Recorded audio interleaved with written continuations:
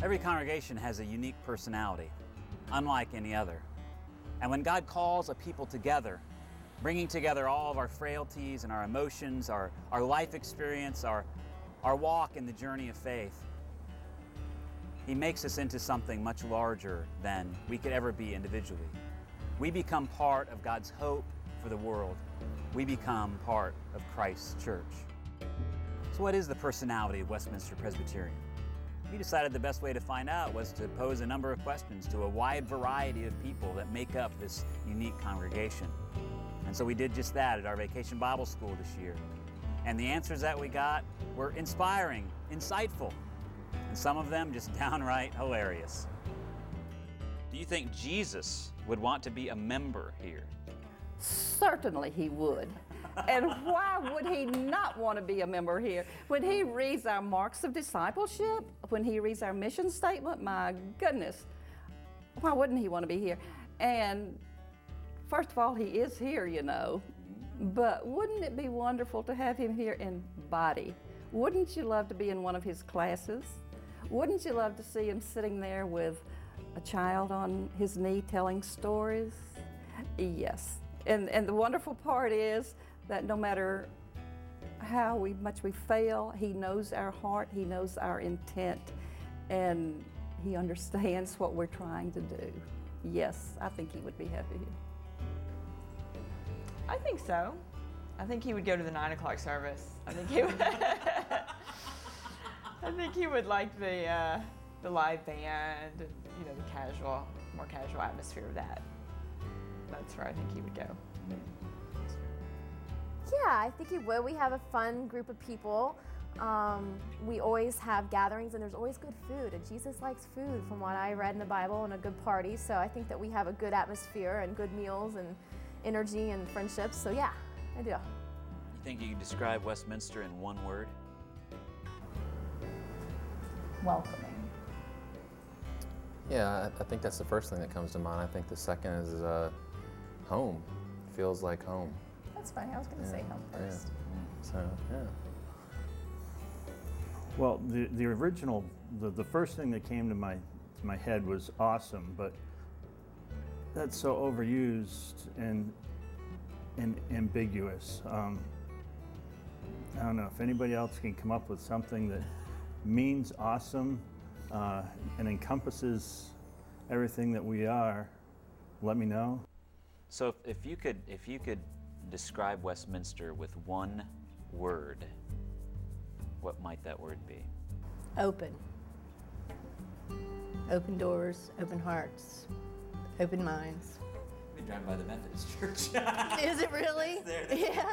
About 8 years ago, that was their national motto. I kind of feel that That's about really us here. You know, I'm not saying that's the way with all the Presbyterian churches I've ever been to, but here I kind of feel like it's really open. We're each open to have our own views. Some people here are more conservative, some people here are more liberal, but we all respect one another's opinions. And if we have one that differs too much, we just, you know, kind of smile and nod. And, you know, it's okay. If we were all the same, then it would really be a boring place, you know? I think it keeps it interesting. Yeah. Wow, that's hard. Let me use two words. Two separate words. One, and I just have to say that we are caring. We are caring. And the other word that I would like to use is that we're striving. And I think that most describes us as we're striving. If you could ask God or you could ask Jesus one question, what would that question be? Wow.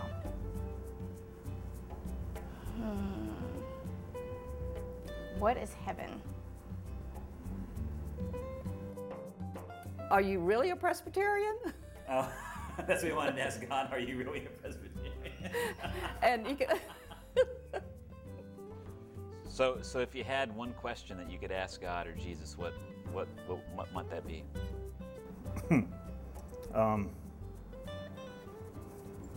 Do you really have the right to ask your Creator anything? You know, a very, very broad thing. Was there any alternative to giving man free will.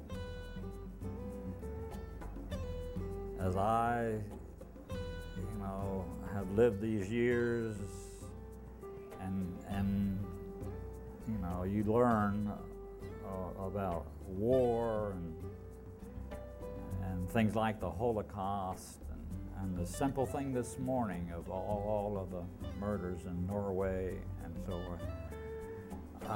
Was there something other than total free will? I really think it speaks to my childlike. Would dogs really go to heaven? Do all dogs really go to heaven? Because I want my childhood dog there, and my other dog. I want my dogs in heaven. So that's and maybe cats too. I love my cats too. Okay. But Why can't there be more good in the world? Why can't there be more good? More good.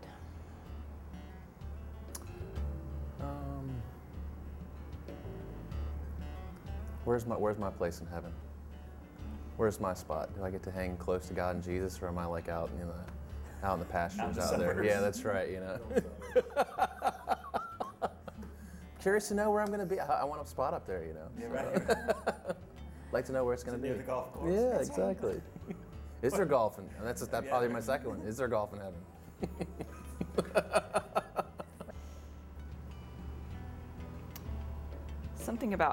Probably something about heaven, just what it's like in detail. In detail.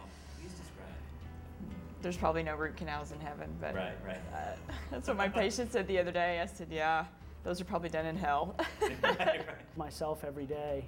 But the question for God would just be knowing that I continue to fall down time and time again, getting better, but not hardly to where I need to be, is how is it you can continue to forgive me? And I should, in some cases, I don't know if the answer really helps me, because he does. He always does still forgive me, and he always gives me the love and support I need. And if anything, it just makes me more committed to wanting to better myself. So if you had a second question that you could ask God, what would that question be? Yeah, then, going through the questions again, who, what, where, when, the why I would probably freeze on is why is my hair gone? And why haven't they by now solved for folks like Russ, like myself, that struggle follically? It's been several years now, really ever since I was in college, and I used to have a gorgeous head of hair, and now I'm stuck to this, and I'm losing options as we speak. So why, Lord? Why can't we all have the beautiful hair that our leader does? Look at you. You don't have any problems there. You can even spike it up and tweak it a little bit. Russ and I are kind of stuck to how we shine it every day. It's always spiked, right? That's a good point. We hope this series of videos will inspire you to re-examine all the awesome and wonderful things that God has bestowed upon you in your life at home and in your life as part of Westminster Church. We have been given a great gift here to be called together as a congregation. And we may differ on a lot of things, but we are united in our purpose, in our mission of reaching out with Christ to an ever-changing world, and our vision that every one of us would become the message of Jesus. We are stewards of God's creation. We are stewards of the good news of Jesus Christ for the world. We are Westminster.